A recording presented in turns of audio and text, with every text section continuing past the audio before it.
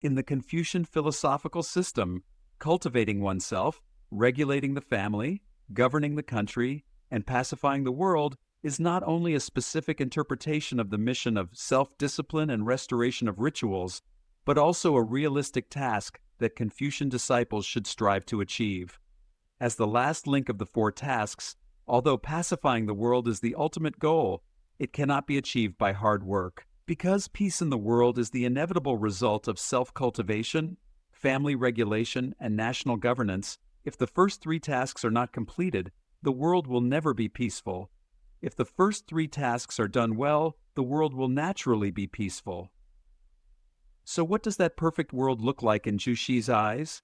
In Yuxijiang Park, there is a big stone with Zhu Xi's handwriting engraved on it, kites flying and fish leaping. This word appeared many times in Zhu Xi's later works and letters.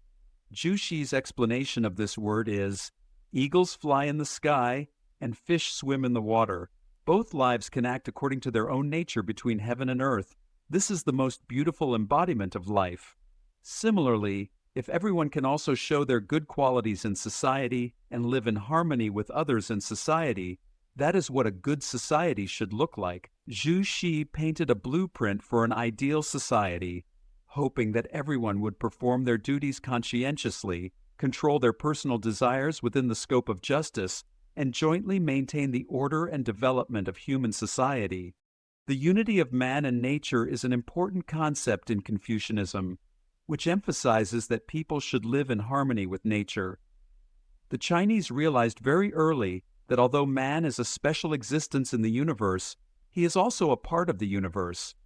Zhu Xi believed that in order to achieve the unity of man and nature in the end, it is necessary to achieve the unity of man and nature in thought.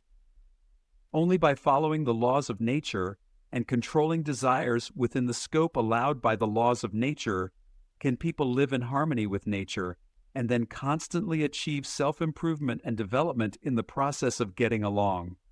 Looking back at the philosophical framework of Zhu Xi's Neo-Confucianism and his thinking on social issues at that time, you will find that Zhu Xi is not like the gods in religion, looking down on all living beings from a high position, nor does he beg for mercy from some mysterious power for us like religious believers.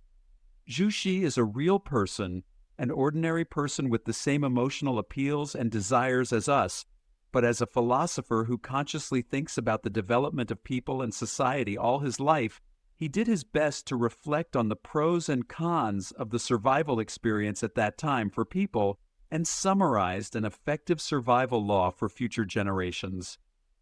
Even though this set of survival rules is not perfect, even though later generations have encountered various drawbacks when using this set of rules, and even though we today have enough advanced theories to judge Zhu Xi, before we do these things, we should at least thank Zhu Xi first, and thank his thoughts for accompanying our nation to this day.